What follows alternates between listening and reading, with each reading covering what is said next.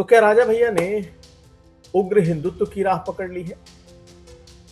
राजा भैया कैसे लगातार वैचारिक रूप से बीजेपी की विचारों से भी ज्यादा उग्र होते जा रहे हैं? क्या ऐसी बात आज राजा भैया ने कही है जो बीजेपी के नेताओं तक को याद नहीं है? आज हम आपको ये दिखाएंगे और बताएंगे कि आखिर राजा भैया की विचारधारा किस तरफ जा रही है। यह भी जानिए कि समाजवादी पार्टी के एक प्रवक्ता ने कैसे महाकुंभ पर कांग्रेस और गांधी परिवार को घेरने की कोशिश की है। आईपी सिंह हैं जो लगातार अपने बयानों के लिए सुर्खियों में रहते हैं। आईपी सिंह के बयान का जवाब कांग्रेस के नेताओं ने दिया है तो बीजेपी ने चुप की। ये भी दिखाएंगे और आखिर में संभल में जामा मस्जिद का विवाद गहराता जा रहा है। अब तो रंगाई पुताई की इजाजत भी फिलहाल अदालत ने नहीं दी है। कहा है कि फिलहाल साफ सफाई से ही काम चलाएं। क्या है एएसआई की स्टेटस रिपोर्ट, ये भी बताएंगे। ये खबरें आज का यूपी में। नमस्कार, मैं हूं कुमार अभिषेक। आप देख रहे हैं यूपी तक। हम हाजिर अपने न्यूज शो आज का यूपी लेकर। तो राजा भैया ने आज वो बातें ट्वीट की है जो बीजेपी को जो बात याद नहीं होगी। जी हां, हम बात साबरमती एक्सप्रेस की कर रहे हैं। वही साबरमती एक्सप्रेस जो गोधरा कांड में जिस साबरमती एक्सप्रेस को जलाए जाने के बाद कहा जाता है कि गोधरा का कांड हुआ था। आज राजा भैया ने उसे याद दिलाया। बाकायदा उन्होंने ट्वीट किया और लंबा चौड़ा एक पोस्ट लिखा। गोधरा शब्द सभी को याद होगा, लेकिन साबरमती एक्सप्रेस की चर्चा कम ही होती है। आज वही दुखद दिन है जिस दिन सन 2002 में साबरमती एक्सप्रेस में राम भक्तों को जिंदा जला दिया गया था। उनका अपराध ये था कि वे अयोध्या से अपने आराध्य श्री रामलला सरकार के दर्शन करके लौट रहे थे। नारी, पुरुष, बच्चे, बच्चियां किसी को नहीं छोड़ा गया। पेट्रोल डालकर उन्हें जीवित जला दिया गया। विश्व के इतिहास में किसी भी राष्ट्र में अल्पसंख्यकों द्वारा बहुसंख्यक समाज का इस प्रकार निर्मम क्रूर नरसंहार का कोई दूसरा उदाहरण हो तो बताइएगा अवश्य। और हाँ, कृपया विचार करें कि उन्हें जिंदा जलाने के पहले क्या उनसे पूछा गया था कि क्या वे अगड़ा, पिछड़ा या दलित हैं? याद रहे, जुड़ेंगे तभी बचेंगे। तो ये लंबा चौड़ा पोस्ट राजा भैया ने लिखा है। हाल के दिनों में राजा भैया के जो विचार हैं वो निश्चित तौर पर उग्र से उग्रतर होते जा रहे हैं और वो छुपाते भी नहीं। अब राजा भैया खुद को समाजवादी भी नहीं कहते। कुछ दिन पहले जब यूपी तक ने उनका इंटरव्यू किया था तो उन्होंने कहा था कि वह समाजवादी सरकार में मंत्री जरूर थे, लेकिन वो समाजवादी कभी नहीं थे, कभी नहीं रहे, कतई नहीं रहे।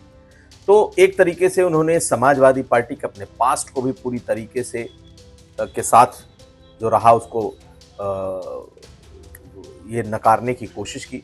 दूसरी बात, जनसंख्या नियंत्रण को लेकर राजा भैया कई बार बोल चुके हैं कि अगर हिंदुओं ने अपनी जनसंख्या नहीं बढ़ाई तो उन्हें भुगतना होगा।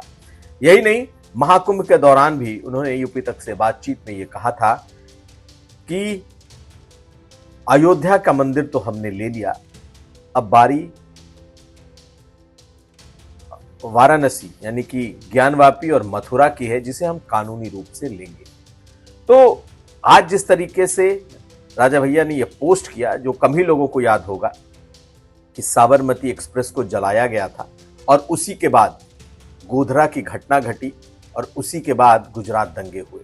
तो निश्चित तौर पर राजा भैया लगातार पिछले कुछ वक्त से बदलते जा रहे हैं। वैसे उनके पिता बेहद ही उग्र स्वभाव के, उग्र हिंदुत्व के पैरोकार रहे हैं, लेकिन अब राजा भैया में भी ये बदलाव दिखाई दे रहा है। हालांकि वो नहीं मानते, उनका कहना है कि वो पहले से ही इन विचारों के रहे हैं, लेकिन अब वो इसे खुलकर एक्सप्रेस करते हुए दिखाई दे रहे हैं। और उनका ये ट्वीट इसी की मिसाल है, इसी की बानगी है। अब अगली खबर। और अब बात समाजवादी पार्टी के प्रवक्ता आईपी सिंह की। आईपी सिंह ने एक ऐसी बात कह दी है जिसके बाद से ये सवाल उठने लगे हैं कि उत्तर प्रदेश में सपा और कांग्रेस के बीच सब कुछ ठीक ठाक नहीं है। यूं तो आईपी सिंह हमेशा अपने विवादित बयानों के लिए मशहूर रहे हैं, लेकिन एक जाने माने प्रवक्ता का इस तरीके से कांग्रेस पार्टी पर हमला करना ये कई सवालों को जन्म दे रहा है। हालांकि उन्होंने अपने इस ट्वीट को हटा लिया है, लेकिन जब जो उन्होंने ट्वीट किया, जो उन्होंने एक्स पर लिखा, उसके मजमून को देखिए। उन्होंने लिखा, आज राहुल गांधी उनकी बहन प्रियंका वाड्रा ने साबित कर दिया कि वे सनातन धर्म, परंपरा और संस्कृति के घोर विरोधी। ये एक सपा के नेता गांधी परिवार के लिए लिख रहे हैं। कुंभ स्नान सनातन काल से चला आ रहा है। इस बार का आयोजन बीजेपी ने किया तो 12-13 का आयोजन सपा ने किया था। सोनिया गांधी ईसाई धर्म से हैं और प्रियंका वाड्रा ने ईसाई धर्म में विवाह किया है। अगर वे स्नान नहीं करती हैं, अपने ईसाई धर्म का पालन करती हैं, तो सवाल नहीं उठेंगे। पर राहुल गांधी जी समय समय पर अपने को हिंदू बताते हैं। आज शिवरात्रि, महाशिवरात्रि का अंतिम स्नान था। वे रायबरेली में अपने पर कुंभ स्नान, रायबरेली आए पर कुंभ स्नान को नहीं गए। चाहते तो रायबरेली से गंगा जी में रायबरेली में भी गंगा जी बहती हैं, स्नान कर सकते थे। तो हालांकि ये 1-2 दिन पहले का ट्वीट है, लेकिन उन्होंने जो ये ट्वीट लिखा, ये जो पोस्ट लिखा, इसके मायने बड़े गूढ़ हैं। एक तरीके से सीधे सीधे गांधी परिवार, राहुल गांधी, प्रियंका गांधी, सोनिया गांधी पर बहुत निजी हमला है। और ये हमला इसलिए क्योंकि उनको बताया जा रहा है कि वो ईसाई हैं, और ये बात समाजवादी पार्टी के प्रवक्ता लिख रहे हैं। तो क्या सचमुच दोनों के बीच ठीक नहीं है स्थितियां? वैसे तो राहुल गांधी कह चुके हैं कि इंडिया गठबंधन के साथ जाएंगे 2027 में, लेकिन उनके प्रवक्ता जब इस तरीके की बातें लिखेंगे तो सवाल उठना लाजमी है। अब उसका जवाब दिया अजय कुमार लल्लू ने, जो कि पूर्व प्रदेश अध्यक्ष हैं और इस वक्त प्रभारी भी बनाए गए हैं कांग्रेस के एक राज्य के। तो उन्होंने उसका जवाब दिया और लिखा है, समाजवादी पार्टी के प्रवक्ता आईपी सिंह अपने उलूल जुलूल बयानों के लिए जाने जाते हैं। इसके अलावा उनकी राजनीति में कुछ बचा नहीं है। इसलिए हम सबके नेता आदरणीय राहुल जी, दीदी प्रियंका जी और अभिभावक सोनिया जी पर उनकी अनर्गल टिप्पणी की आदत गई नहीं है। गांधी परिवार से इतनी क्यों चिढ़ है आईपी सिंह जी, ये सवाल पूछा है।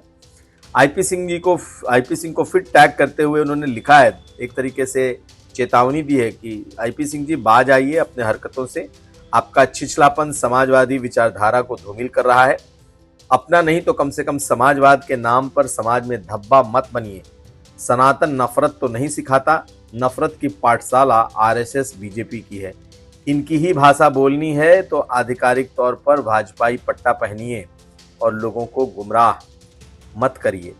गांधी परिवार ने अपने खून से देश को सींचा है। राहुल गांधी जी इस देश की आवाज हैं। हर रोज देश के गरीब, गुरबा, दलित, पिछड़ा, अल्पसंख्यक के हुकूक की आवाज के लिए, जातीय जनगणना के लिए, समाज की सद्भावना के लिए संघर्ष की मिसाल चलाए हुए हैं। तो आपने देख लिया कि किस तरीके से आईपी सिंह ने शुरुआत की, महाकुंभ को लेकर के कांग्रेस और गांधी परिवार को घेरा, ऐसे आक्षेप लगाए कि जिसका जवाब कांग्रेस के लिए मुश्किल था, यहां तक कि वो तिलमिरा गई। ये फैक्ट भी है कि गांधी परिवार इस महाकुंभ में स्नान के लिए नहीं आया। ये भी फैक्ट है कि राहुल गांधी रायबरेली तक आए थे और वहां से अगला पड़ाव जो था प्रयागराज था, वो नहीं गए। लेकिन समाजवादी पार्टी के किसी और नेता ने यह हमला नहीं किया, ये आईपी सिंह ने ही किया।